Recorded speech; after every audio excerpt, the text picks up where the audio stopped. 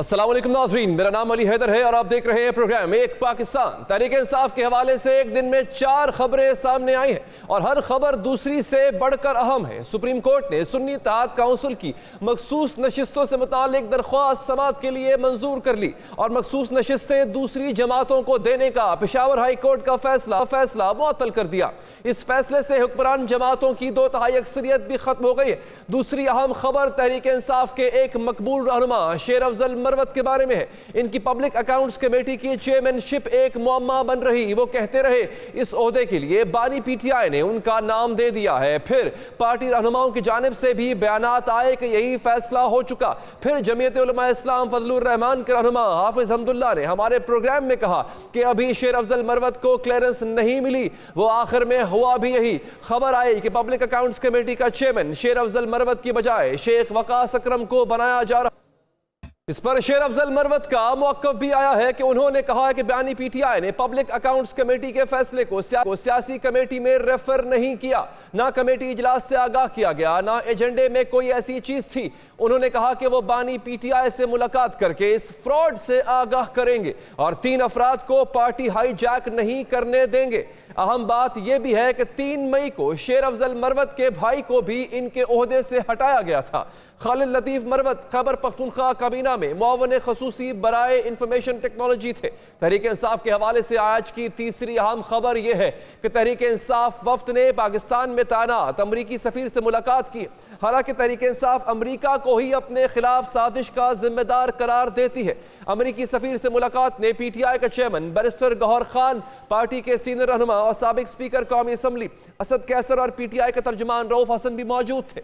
मुलाकात के बाद सहाफी ने अमरीकी सफीर डोनाल्ड ब्लूम से अमरीका को अड्डे देने और बानी पीटीआई की रिहाई से मुतालिक सवाल किया, लेकिन डोनाल्ड ब्लूम कोई जवाब दिए बगैर ही रवाना हो गए।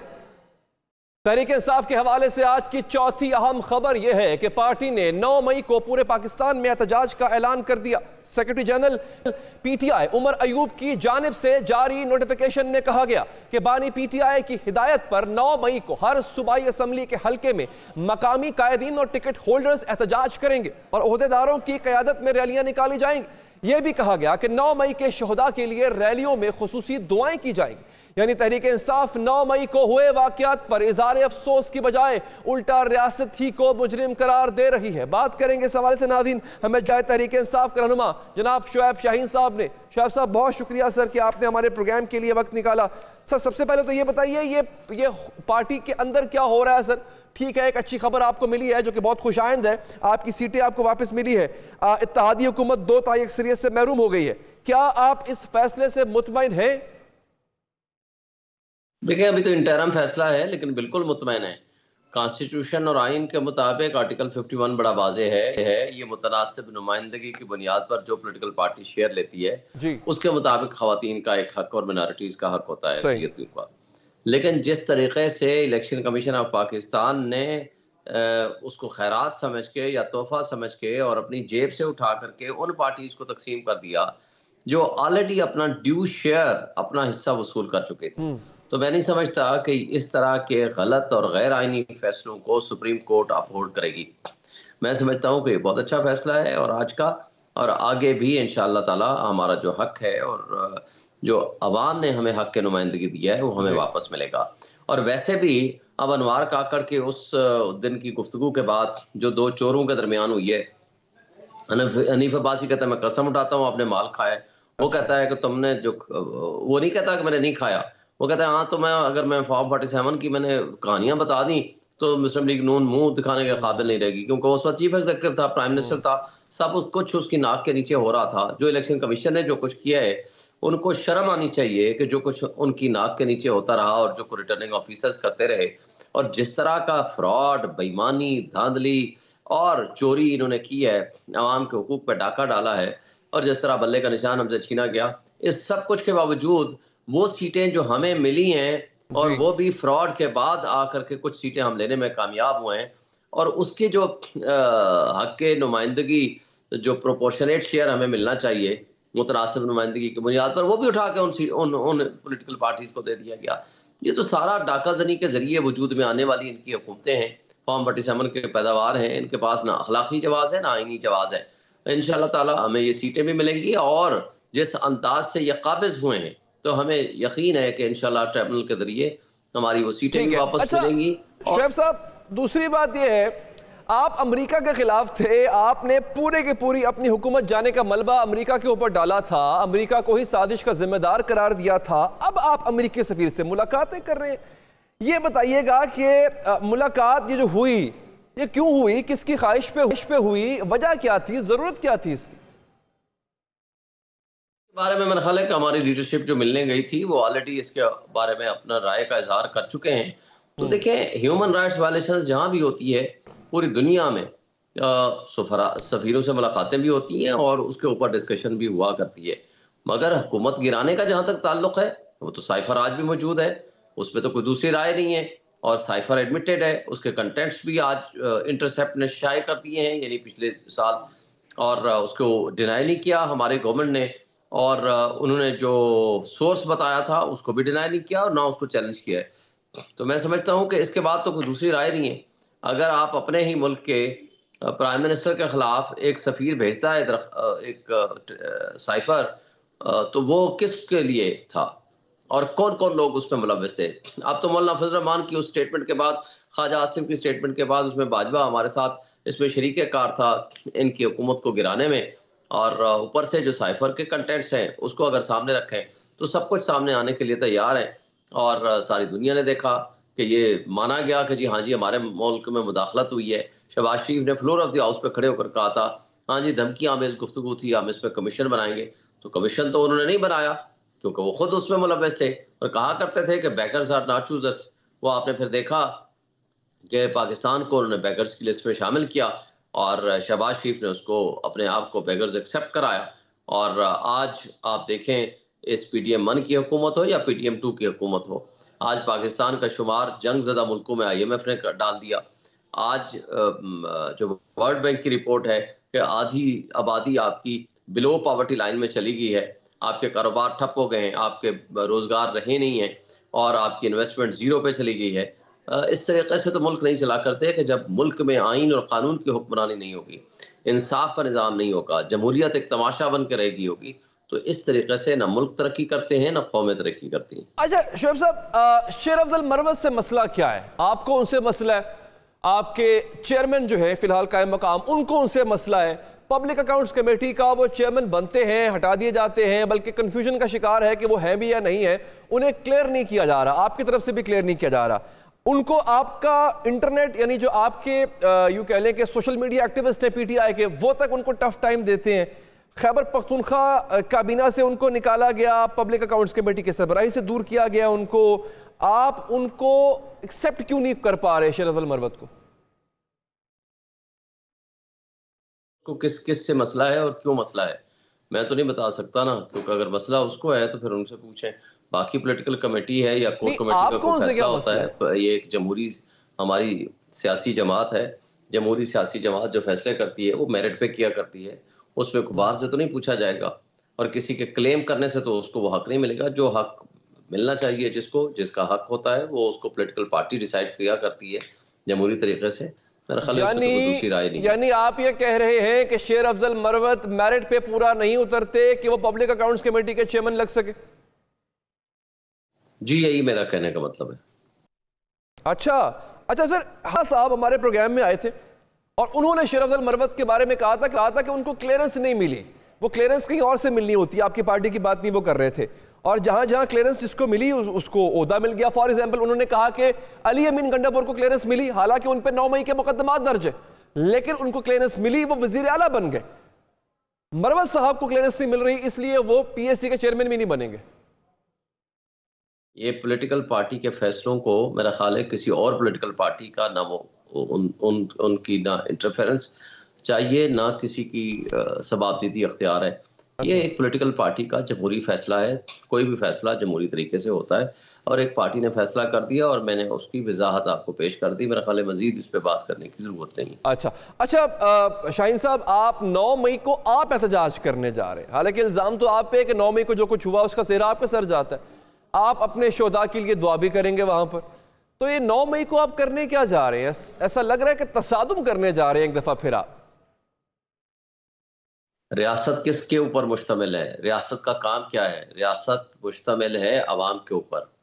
अवाम का 80% लोगों ने फैसला दे दिया है, इनकलाब ले आए हैं और इमरान खान और पीटीआई के लोगों को इलेक्शन जिता दिया है 8 फरवरी को। मुझे बताएं, अवाम के फैसले के बाद 9th में सिर्फ ये रह गया है कि ये इमरान खान के खिलाफ एक साजिश थी। इमरान खान को अगवा किया गया इस्लामाबाद हाई कोर्ट से। वो उनके जो सीसीटीवी फुटेज थी उनको उठा के ले गए, आज तक नहीं वापस मिली। हमारे 25 के करीब शुहदा हमारे जो वर्कर्स थे उनको शहीद किया गया और हमारे पार्टी को डिसमेंटल करने की साजिश में पीटीएम और एस्टेब्लिशमेंट दोनों शरीके कार थे और उन्होंने हमारी पार्टी को डिसमेंटल करने के लिए, उसको तोड़ने के लिए, हमारे लोगों को किंग्स पार्टी में शामिल कराने के लिए वो 9 मई का इस्तेमाल किया गया और इलेक्शन से भागने का तरीका अडॉप्ट किया गया। और आपके सामने है, जब सुप्रीम कोर्ट ने कहा हमजा कैंप के ऊपर आप सीसीटीवी फुटेज ले आओ, वो कहते हैं हमारे पास खराब है। लाहौर हाई कोर्ट ने पूछा, रावलपिंडी बेंच ने जीएचक्यू के ऊपर हमला हुआ, आप सीसीटीवी फुटेज ले आओ, वो कहते हैं खराब है। कोर कमांडर हाउस के जो सीसीटीवी फुटेजेस थे वो कहते हैं वो खराब है। और उसके साथ साथ जिले शाह को मार के जहाँ फेंका गया, कहते हैं वो सीसीटीवी फुटेज खराब है। और जब जजेस को एंथ्रॉक्स के जरिए लेटर भेजे गए तो पता चला कि एक ही पोस्ट ऑफिस से भेजा गया, पता चला सीसीटीवी फुटेज ले आओ, कहते हैं वो खराब है। लेकिन सीसीटीवी फुटेज ठीक होता है सिर्फ जजेस के बेडरूम्स में और लोगों के बेडरूम्स में। देखें, इस तरीके से ना रियासतें चला करती हैं, ना लोग उनके ऊपर ट्रस्ट किया करते हैं। रियासत और अवाम के दरमियान जो ताल्लुक़ होता है वो ट्रस्ट, रिस्पेक्ट और एहतराम और मोहब्बत का होता है। अवाम और रियासती इदारों के दरमियान ये मोहब्बत और ये एहतराम का रिश्ता अगर बरकरार ना रहे तो वो रियासती इदारे ही कमज़ोर हुआ करते हैं, वो मुल्क ही कमज़ोर हुआ करते हैं। अवाम के बगैर ना मुल्क चलते हैं, ना इदारे चलते हैं, ना रियासती इदारे चलते हैं। तो इसलिए अवाम ने फैसला कर दिया, उसको फिर एस्टेब्लिशमेंट ने अपने मनपसंद और करप्ट रिटर्निंग ऑफिसर्स के जरिए और अपने मनपसंद जराइम की आमाजगाह इलेक्शन कमिशन के जरिए सर, ये इल्जाम ही है ना आपका, अभी तक किसी फोरम पे ये प्रूव तो नहीं हुआ ना शोएब शाहीन साहब? कठपुतलियों को और अपने उन कारिंदों को जिनको अवाम रिजेक्ट कर चुकी थी, आज उनको मुसल्लत कर दिया गया है, जिसको मैं समझता हूँ सबसे बड़ी एक बुरी रिवायात कायम की हैं। मेरा ख्याल है इसका खात्मा होने का दिन। ये आपकी राय है, आप ऐसा समझते हैं, बट अगेन जैसे कि मैंने पहले कहा, इसको किसी फोरम को प्रूव करना होगा ना सर, तभी ये बात ऑथेंटिक हो जाएगी। बहुत शुक्रिया शोएब शाहीन साहब, आपने हमारे प्रोग्राम के लिए वक्त निकाला। दोस्तों, एक बड़ा अनोखा वाकया हुआ है, मुल्क की सियासत से हट के बात करने जा रहा हूं, लेकिन यकीनी तौर पे इसने पूरे सोशल मीडिया पे आज धूम मचाए रखी। जिला गुजरात की तहसील खारिया में अपनी नौयत का मुनफरिद वाकया पेश आया और ख्वाजा सराओं ने अपने एक साथी पर मुबैना पुलिस तशद्दुद के जवाब में सदर थाने पर धावा बोल दिया। मुश्तल ख्वाजा सरा जबरदस्ती थाने में घुस गए, फर्नीचर बाहर सड़क पर फेंक दिया। ख्वाजा सराओं ने थाने पर पथराव भी किया, जबकि धरना देकर जीटी रोड ब्लॉक। खबरों के मुताबिक पुलिस और ख्वाजा सराओं के दरमियान तनाज़े का आगाज दो पुलिस एहलकारों की तरफ से ख्वाजा सरा के साथ मुबैना बदसलूकी से शुरू हुआ, जो कि बाद अज़ां बड़े तनाज़े की शक्ल इख्तियार कर गया। फुटेजेस के मुताबिक ख्वाजा सरा इतने बिफर गए कि वो पुलिस एहलकारों को मार पीट करने के बाद थाने से बाहर ले आए और इन्हें जमीन पर बिठाकर माफी मांगने पर मजबूर भी करते रहे। हिरा सज्जाद नामी ख्वाजा सरा की मुद्दत में थाना सदर खारिया में दो पुलिस एहलकारों के खिलाफ FIR दर्ज कराई गई, जिसमें इल्जाम लगाया गया कि कांस्टेबल उमर बिलाल और इसके साथ ही पुलिस एहलकार ने इसे रेलवे फाटक के करीब जबरदस्ती रोका और हब्से बेजामिर रखकर हिरासा किया। हिरा सज्जाद के मुताबिक पुलिस एहलकारों की इस मुबैना बदसलूकी पर जब इसने अपने साथियों के साथ थाने जाकर शिकायत लगाई तो पुलिस अफसरों ने ख्वाजा सराओं की बात सुनने से इनकार किया, जिस पर गुजरात, सियालकोट, गुजरावाला और गिरदोनवा के ख्वाजा सरा वहां इकट्ठे हो गए और थाने पर टूट पड़े। पुलिस और ख्वाजा सराओं के दरमियान पेश आने वाला वाकया पाकिस्तानी सोशल मीडिया पर भी टॉप ट्रेंड बना रहा। IG पंजाब ने ख्वाजा सराओं के एहतजाज का नोटिस लिया, जिस पर गुजरात के district police officer Syed Asad Muzaffar ने दोनों एहलकारों को मुअत्तल करके शो कॉज नोटिस जारी कर दिए, जबकि SP इन्वेस्टिगेशन की सरबराही में आला सतह की इंक्वायरी कमेटी भी कायम कर दी गई। ख्वाजा सराओं के मुंतशिर होने के बाद पुलिस ने ख्वाजा सराओं के खिलाफ भी कानूनी कार्रवाई शुरू कर दी और थाने पर हमला करने, थाने में घुसकर पुलिस एहलकारों के साथ मारपीट करने वाले 27 ख्वाजा सराओं के खिलाफ मुकदमा दर्ज कर लिया। मुकदमे में 7 ख्वाजा सरा नामजद जबकि 20 नामालूम ख्वाजा सरा शामिल। गुजरात पुलिस के मुताबिक मुकदमे में गुजरात और खारिया के अलावा सियालकोट और गुजरावाला के ख्वाजा सरा भी नामजद किए गए, क्योंकि मुख्तलिफ शहरों से इनको इकट्ठा करके थाने पर हमला किया गया। थाने पर हमले की क़यादत एक निगाहनामी ख्वाजा सरा ने की, जबकि हमला आवरों में जो है वो मुख्तलिफ ख्वाजा सरा शामिल थे। गुजरात पुलिस के मुताबिक 3 ख्वाजा सरा जो है वो इस वक्त हिरासत में ले लिए गए हैं। इस पर बात करेंगे। हमारे साथ इस वक्त मौजूद हैं DPO गुजरात जनाब असद मुजफ्फर साहब। शुक्रिया आपके कीमती वक्त का। सर, ये पूरा वाकया क्या हुआ है? आपने अपने 2 बंदे मुअत्तल कर दिए हैं, आपको लगता है कि कसूर पहले पुलिस का, इसलिए आपने अपने बंदे मुअत्तल किए?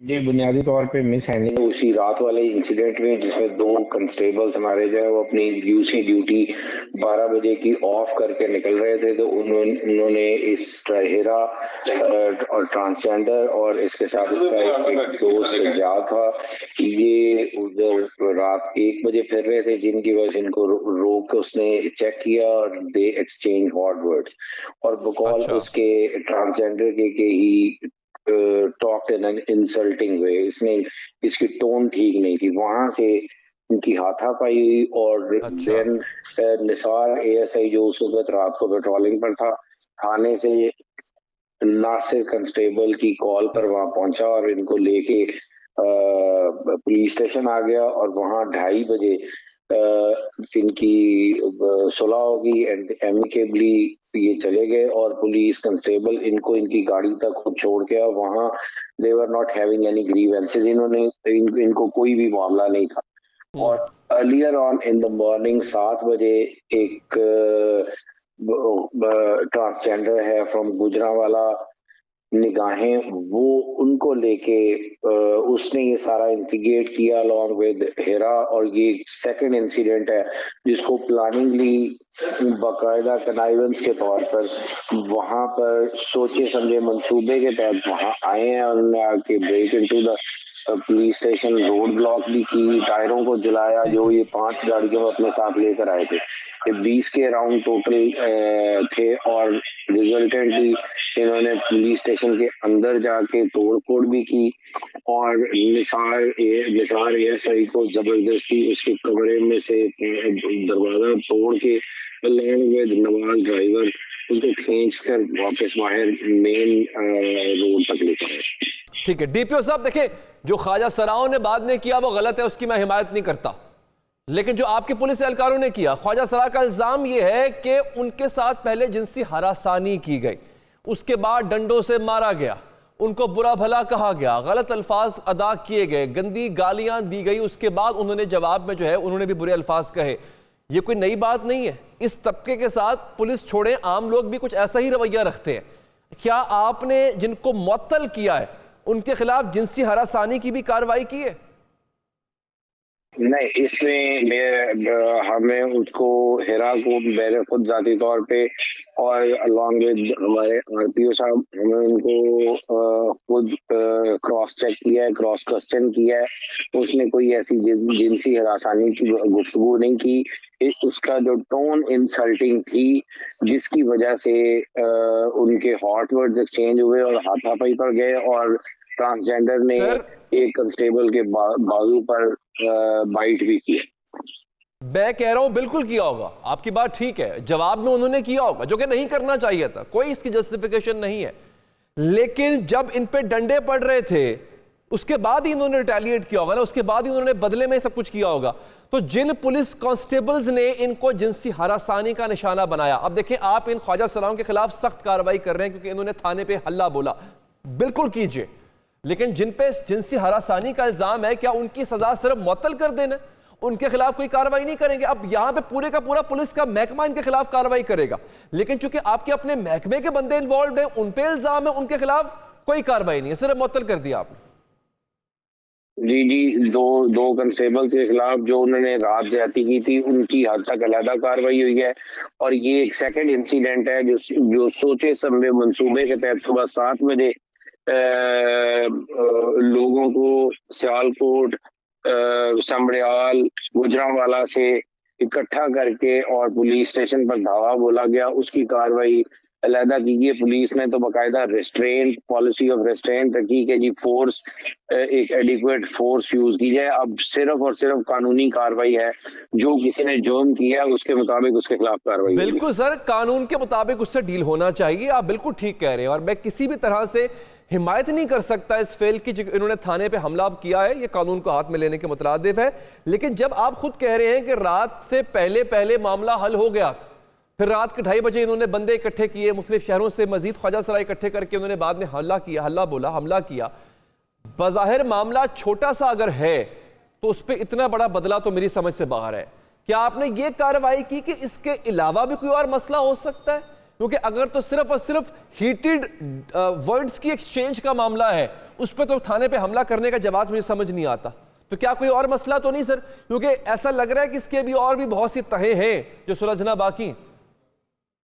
इसमें इशू कुछ हमारा अपना हमारा तहफ़्फ़ुज़ मरकज जो है वो, और उसमें अपॉइंटेड VSOs जो हैं उनके अगेंस्ट विद इन ख्वाजा सरा कम्युनिटी जो है वो एक सेकंड ओपिनियन ग्रुप है, जो ऑलरेडी इससे पहले भी इस तरह की एक्टिविटीज छोटे लेवल पर रेगुलर बेसिस के ऊपर करते रहता है। और आपने अगर नोट किया हो तो मुख्तलिफ VSOs ने इस तमाम चीज़ों की through their own messages social media पे इसकी कवरेज भी किया और लोगों को बताया भी है कि what is the actual story.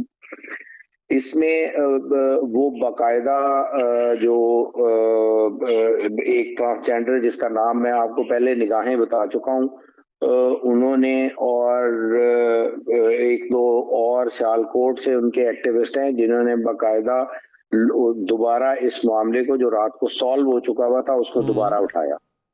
यही मैं अर्ज कर रहा हूं सर कि जब मामला सॉल्व हो चुका था रात को, दोबारा से इसको क्यों उठाया गया? कि आपने इस पे तहकीकात की है कि इसके पीछे फिर मोटिव क्या था इनका? ये सिर्फ और सिर्फ जो है वो एक रिटेलिएटरी समझने आप एक्शंस हैं जो पुलिस स्टेशन पर एक हमले की शक्ल में किए गए, जिनका जो उन्होंने जुर्म किया उसके मुताबिक उनकी लीगल कार्रवाई अमल में लाई जाएगी। बिल्कुल ठीक है, लेकिन सर मैं दोबारा अपना सवाल दोहराता हूँ। ख्वाजा सरा को भी इस बात का अंदाजा होगा कि अगर वो पुलिस पे हाथ डालेंगे तो उसका अंजाम क्या होगा। पुलिस पूरा डिपार्टमेंट पीछे पड़ जाता होता है, ये हमने देखा हुआ है। अगर मामला हल हो गया था तो दोबारा थाने पे हमला करना, ये रिटेलिएशन करना, इसकी तहकीकात की कि ये क्यों किया इन्होंने? हमारे पास भाईजान बाकायदा इसकी रिटर्न, वो उनकी सुलहनामे का रिटर्न एग्रीमेंट मौजूद है जिसके ऊपर ट्रांसजेंडर और उसका दोस्त सजाद जो है उनके थंब इम्प्रेशन तक वहां पर मौजूद है। और फिर इनको गाड़ी तक वहां पुलिस, इन्होंने खुद इनकी रिक्वेस्ट के ऊपर कि हमें गाड़ी तक पुलिस खुद छोड़ कर आए, तो वो पुलिस वहां पर खुद उनको गाड़ी तक छोड़ के आई है। They went away. ठीक, तो सर अगर सुलह हो गई तो फिर आपने पुलिस एहलकार मुअत्तल क्यों किए? उन्होंने जो जुर्म किया था रात को, जिस तरह उन्होंने उसके साथ मिसबिहेव किया था, उस हद तक हमने अपने मुलाजमीन के खिलाफ कार्रवाई कर दी। और जो सुबह 7 बजे वाला वाकया जिसमें उन्होंने पुलिस स्टेशन में ब्रेक इन किया, रोड ब्लॉक की, लोगों के लिए दिल आजारी का बायस बने और पब्लिक आमा जो है उनकी आमदोरफ्त में खलल का बायस बने, टायर जलाए गए और थाने के अंदर तोड़ फोड़ की गई, मुलाजमों को मारा गया। ये जो उन्होंने किया उसकी कार्रवाई उनके खिलाफ होगी। अच्छा सर, तो ये अब क्योंकि रात को आखिरी सवाल कर रहा हूं आपसे, रात को सुलह हो गई, अब जिस ज्यादती को बुनियाद बना के आपने अपने पुलिस एहलकार मुअत्तल किए, ये ख्वाजा सरा क्या मजबूरी थी इनकी, या कोई इसके अलावा भी कोई और बात हुई थी कि उसको मद्देनजर उसकी आग में जल के उन्होंने दोबारा थाने पे हमला किया और वो सुलह भी काम नहीं आई? नहीं, ये इंश्योर होगा, हम इसको सुपरवाइज कर रहे हैं। हमारे सीनियर हायरार्की जो है वो भी क्लोजली मॉनिटर कर रहे हैं इस पूरे लीगल प्रोसेस को, और इंशाल्लाह हम इसको इंश्योर करेंगे। चलें ठीक है, DPO साहब बहुत बहुत शुक्रिया सर कि आपने हमारे प्रोग्राम के लिए वक्त निकाला। नाजरीन, सूरत हाल ये, आपके बच्चे भी डेफिनेटली स्कूल जाते होंगे। अब जो नए अदद-ओ-शुमार हैं उनके मुताबिक तकरीबन हर दूसरा तीसरा स्कूल, तालीमी इदारा, कॉलेज, यूनिवर्सिटी, वहाँ पे नशे के अड्डे बन चुके हैं। कहीं आपका बच्चा, कहीं आपका प्यारा तो इसका आदी नहीं बनने जा रहा। इस पर भी बात करेंगे। इसके साथ साथ हमारे पास कराची से बहुत अहम खबर है, उस पर भी बात करेंगे इस वक्फे के बाद।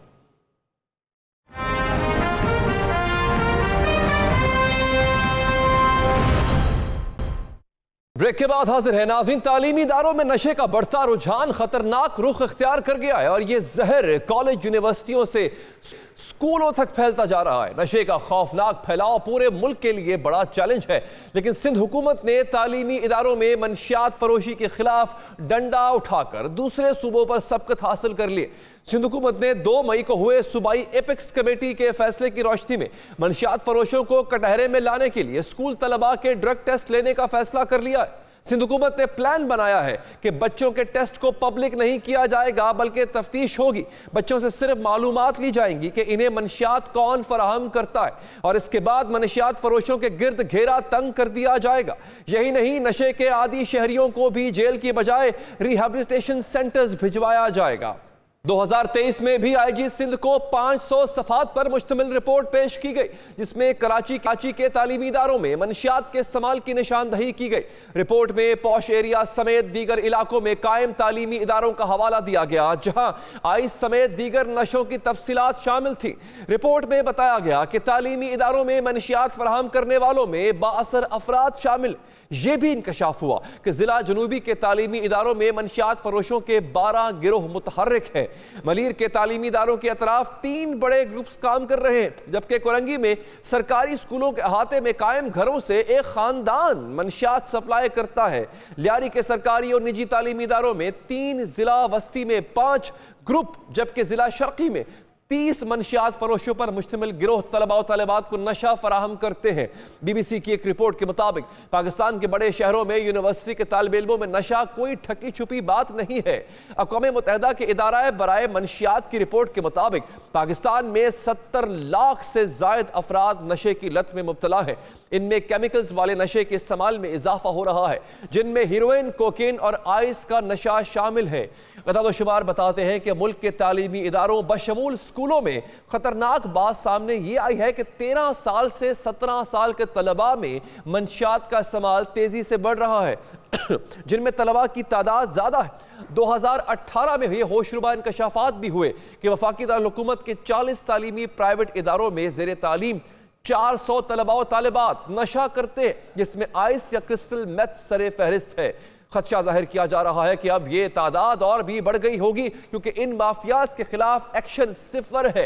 माहिरीन के मुताबिक मंशियात फरोशों की हिट लिस्ट पर कॉलेज और यूनिवर्सिटी के तलबा हैं, क्योंकि अमीर और खुशहाल घरानों से ताल्लुक रखने वाले बच्चों से रकम आसानी से मिल जाती। इन मंशियात में खास तौर पर कोकेन, मॉर्फिन और ट्रेमाडोल, मेथाडोन, डारिया मॉर्फिन और इसके साथ साथ मेफेड्रोन का इस्तेमाल तेजी से बढ़ रहा है। टॉप करने का जुनून, नंबरों की टफ मुकाबलाबाजी और असाइनमेंट का बोझ भी नौजवानों को आइस या क्रिस्टल मेथ का नशा करने पर उकसाता है। यह नशा करने के बाद नशई की तवानाई दुगना हो जाती, भूख प्यास से कदरे बेनियाज हो जाता है और 24 से 48 घंटे बाआसानी जाग सकता है। आइस या क्रिस्टल मेथ नशे का सबसे बड़ा नुकसान यह है कि दूसरी बार के इस्तेमाल से ही कोई भी शख्स इसका आदी बन जाता है। अगर इस नशे की थोड़ी सी मिकदार से तजावुज किया जाए तो मौत भी वाक़ई हो सकती है।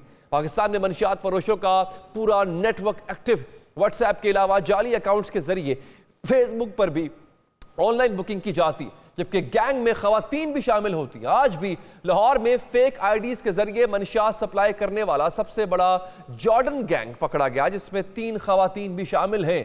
जॉर्डन गैंग के मोहम्मद अली, अजीज, मोहम्मद नदीम, समीना इफ्तिखार, सना और फातिमा को डिफेंस फेज 6 से गिरफ्तार करके इनसे 1 करोड़ रुपए मालियत की मंशियात बरामद कर ली गई।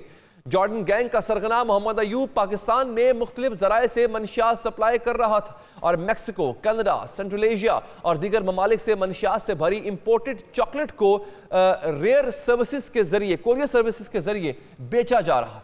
दूसरी जानिब ANF ने भी दावा किया है कि मुल्क भर में मुख्तलिफ कार्रवाइयों के दौरान 2 टन से जायद मंशियात बरामद करके 7 मुल्जिमान को गिरफ्तार कर लिया गया है।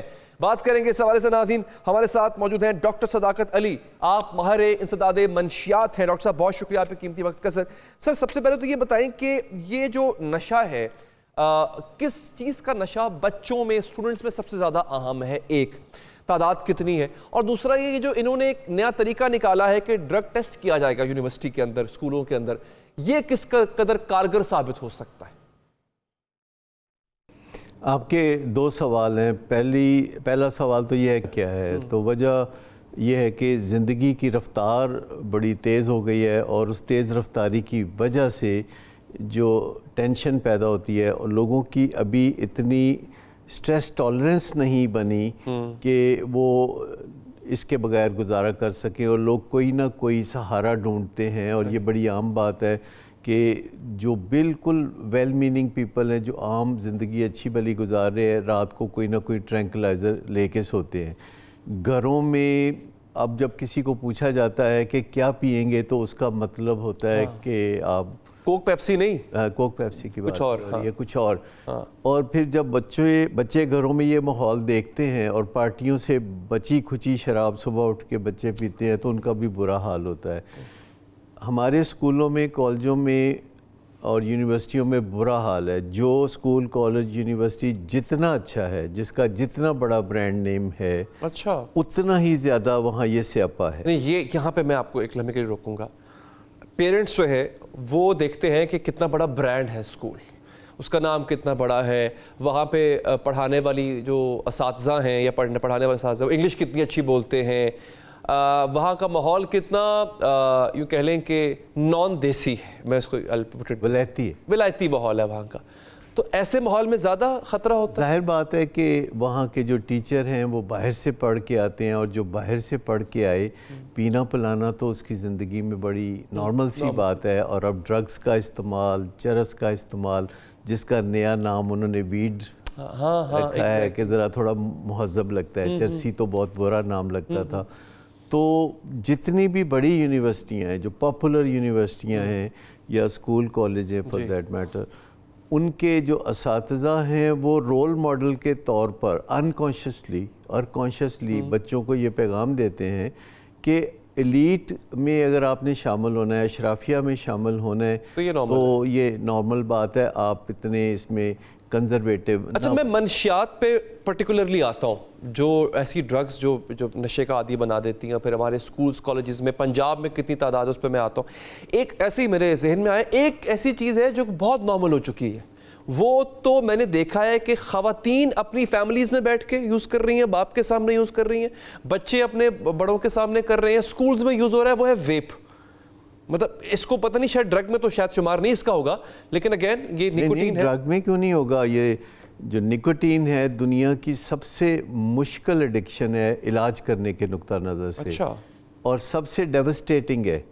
इसकी मॉर्बिडिटी यानी बीमारी शुमारी होना या मॉर्टेलिटी यानी मर जाना, अच्छा, इसमें सबसे ज़्यादा है। लेकिन चूँकि फेमिलियरिटी इतनी ज़्यादा है निकोटीन से, तंबाकू से, हुक्के से, सिगरेट से, कि सदियों से लोग ये देख रहे हैं, तो देखते देखते इंसान का दिमाग ऐसा है कि जो चीज़ वो बहुत ज़्यादा रेगुलर देखता है वो उसे हार्मलेस समझता है, वो मामूल के मुताबिक समझता है, वो उसको कबूल कर लेता है।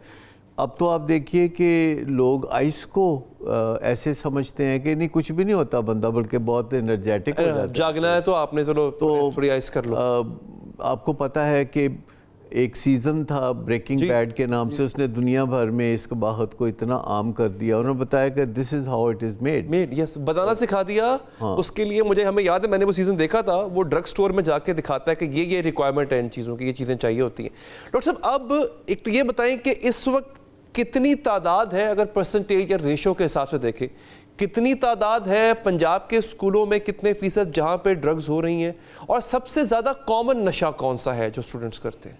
देखिए, घरों से जो लोग नशा लेके स्कूल तक आते हैं तो वो आमतौर पर अल्कोहल का नशा है, जो घरों में बार्स बनी हुई हैं बड़े घरानों में सो कॉल्ड। अच्छा। और बच्चे जो हैं उससे बहुत फेमिलियर होते हैं, तो वो उनके हवाले से अगर आप देखें तो उनको कोई इससे मसला नहीं होता।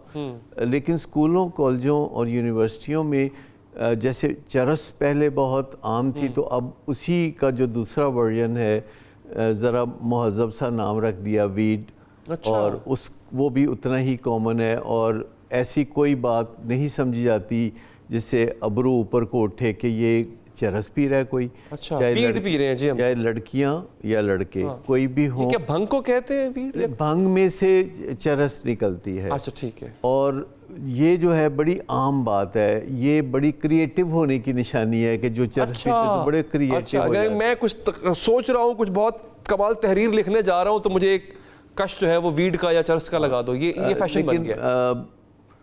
20% में चरस पीते पीते बात जो है वो पागलपन तक चली जाती है, और फिर अगले नशे, हेरोइन, आइस, कोकेन, इनकी राह हमवार हो जाती है। बंदा परवाह ही नहीं करता, कुछ अर्सा चरस पीने के बाद उसको कोई परवाह नहीं होती कि वो अगला नशा उसका कौन सा होगा। और बहुत सारी यूनिवर्सिटियाँ हमसे वक्तन फ़वक्तन मशवरे के लिए रब्ता करती हैं कि कैसे इसको कम किया जा सकता है, और हम हमेशा बताते हैं कि स्टैंडर्ड तरीका जो है वो यूरिन टेस्टिंग का है, रैंडम यूरिन टेस्टिंग जो स्ट्रक्चर्ड प्रोग्राम के तहत हो।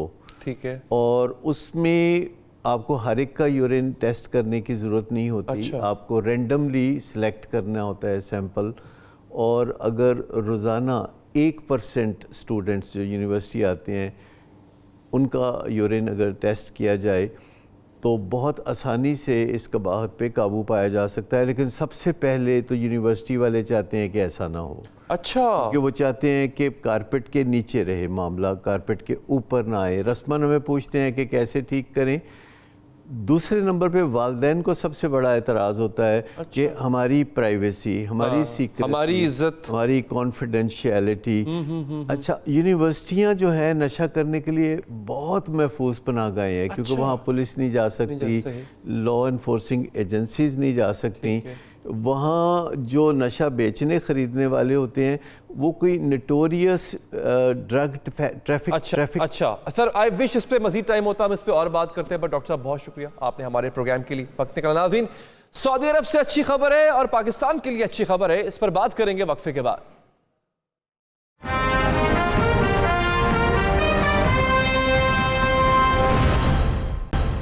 ब्रेक के बाद हाजिर नाज़रीन, पाकिस्तान अमीर मुल्कों से इमदाद लेने की बजाय इनके साथ तिजारत करने के रास्ते पर चल पड़ा, लेकिन इसके साथ ही बहुत से खदशात और सवालात भी पैदा हो रहे हैं। एड नहीं ट्रेड, इस सिलसिले की इंतहाई अहम पेशरफ सऊदी अरब के एक बड़े तिजारती वफ्द की पाकिस्तान आमद है। इस वफ्द में 50 अरकान शामिल हैं। 10 अरब डॉलर्स के मुआहदे होने की तवक्को है। जो 50 रुकनी सऊदी वफ्द सरमायाकारी के इम्कानात पर गौर के लिए पाकिस्तान पहुंचा है। इसमें टेक्नोलॉजी, तवानाई, हवाबाजी, तामीरात और माइनिंग से ताल्लुक रखने वाली कंपनियों के नुमाइंदे शामिल हैं। सऊदी अरब से रेकोडिक मंसूबे पर बात होगी। सूरज और हवा से तवानाई बनाने के मंसूबों में सरमायाकारी पर बात होगी। इससे पहले 2023 में गवादर में 10 अरब डॉलर्स की ऑयल रिफाइनरी लगाने की बातें भी की गई थी। 3 रोज़ा पाक सऊदी सरमायाकारी कॉन्फ्रेंस भी हो रही है। इस कॉन्फ्रेंस से खिताब में सऊदी नायब वजीर बराए सरमायाकारी का कहना है कि सऊदी अरब पाकिस्तान को सरमायाकारी के लिए इंतहाई मौजू समझता है। वजीर खजाना मोहम्मद औरंगजेब ने कहा, माहे काम के लिए पॉलिसीज के तसलसल की जरूरत है। ये सब इंतहाई खुशाइंद है, लेकिन इसके साथ ही अहम बात और अहम सवालात जन्म लेते हैं। पहला और अहम सवाल तो यही है कि जिस सरमायाकारी की बातें हो रही हैं वो सरमायाकारी होगी कब, और फिर इसके समरात पाकिस्तान की आवाम तक कब पहुंचेंगे और कैसे पहुंचेंगे। जैसा जोशो खरोश अब सऊदी अरब की जानिब से मुमकिन सरमायाकारी पर दिखाया जा रहा है, तकरीबन इतना ही जोशो खरोश CPEC मुआहदे के वक्त भी दिखाया गया था। उस मुआहदे को भी गेम चेंजर बताया गया। सऊदी सरमायाकारी का मुमकिन हजम तो 10 अरब डॉलर्स है। चीन ने तो पाकिस्तान में 62 अरब डॉलर्स की सरमायाकारी की थी। इसमें 17,000 मेगावाट बिजली बनाने के मंसूबे थे। कराची से पेशावर तक रेलवे ट्रैक की तामीर नौ होना थी। तो सवाल नंबर 3 यह है कि जिस मंसूबे को गेम चेंजर कहा गया था, आज इसे शुरू हुए 11वां साल है, लेकिन पाकिस्तान के जो हालात 2013 में थे आज इससे भी बदतर क्यों? यहां तक कि चीनी पावर प्लांट्स के जिम्मे 493 अरब रुपए भी वाजिबुल अदा है। और रोजाना एक्सप्रेस ट्रिब्यून के मुताबिक IMF से कर्ज लेने के लिए पाकिस्तान ने यकीन दहानी भी कराई है कि वो चीनी पावर प्लांट्स का कर्जा उतारने के लिए इजाफी रकम मुख्तस नहीं करेगा। कहने का मतलब यह है कि जब 62 अरब डॉलर्स की सरमायाकारी पाकिस्तान के हालात न बदल सकी तो 10 अरब डॉलर्स की सरमायाकारी से क्या होगा। सवाल नंबर 5 यह है कि एक जानिब पाकिस्तान में निजी पावर प्लांट से पहले ही इजाफी बिजली पैदा हो रही है, इस पर भी कैपेसिटी पेमेंट्स वबाले जान बन चुकी है। जिन लोगों ने घरों पर सोलर पैनल लगवा रखे हैं अब तो इन्हें भी बोझ करार दे दिया जा रहा है। तो सऊदी अरब से शमसी तवानाई के मुआहदों का क्या मुस्तकबिल होगा?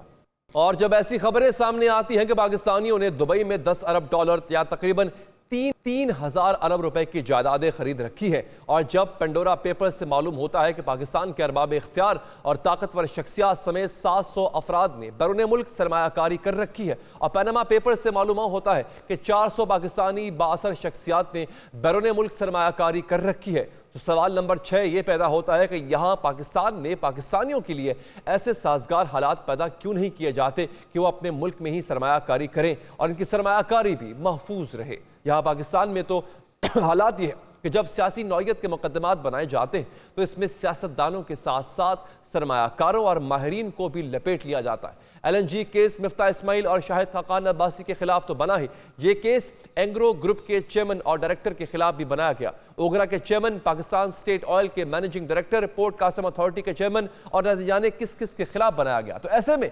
पाकिस्तानी किस पर एतमाद करेंगे? इसके साथ ही प्रोग्राम के लिए इतना ही। मुझे इजाजत, अल्लाह निगहबान।